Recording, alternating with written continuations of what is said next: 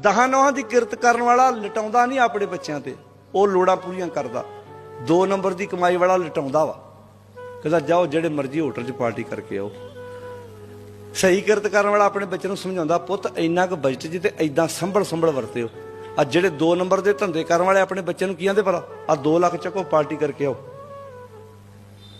ਲਟਾਵੇਂ ਲਟਾਉਂਦੇ ਆ। ਆਂਦਾ ਮੇਰੀ ਵਾਈਫ ਨੂੰ ਆਹ ਗਹਿਣਾ ਚਾਹੀਦਾ, ਚੱਕ। ਪੁੱਤ ਕਿਹੜੀ ਘੜੀ ਚਾਹੀਦੀ, ਆਹ ਚੱਕ। ਪਰਸ ਕਿਹੜਾ ਚਾਹੀਦਾ, ਆਹ ਚੱਕ। ਪਤਾ ਵੀ ਕਿਹੜਾ ਮੈਂ ਕਮਾਈ ਕੀਤੀ, ਇਧਰੋਂ ਠੱਗੀਆਂ ਮਾਰਦੀਆਂ, ਭਾਵੇਂ ਅਗਲਾ ਰਿਸ਼ਵਤ ਦੇਣ ਵਾਲੇ ਨੇ 10% ਵਿਆਜੀ ਪੈਸੇ ਚੱਕੇ ਹੋਣ। ਕਿੱਦਾਂ ਹੋ ਰਿਹਾ ਜੀ, ਬੋਲੋ ਪਿਆਰਿਓ।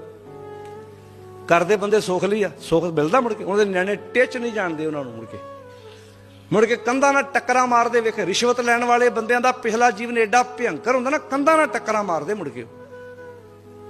ਤੇ ਜਿਨ੍ਹਾਂ ਬੱਚਿਆਂ ਲਈ ਮਾਰੀਆਂ ਹੁੰਦੀਆਂ ਨੇ ਨਾ ਠੱਗੀਆਂ ਲੋਕਾਂ ਨਾਲ, ਉਹ ਬੱਚੇ ਵੀ ਨਹੀਂ ਪੁੱਛਦੇ ਮੁੜ ਕੇ।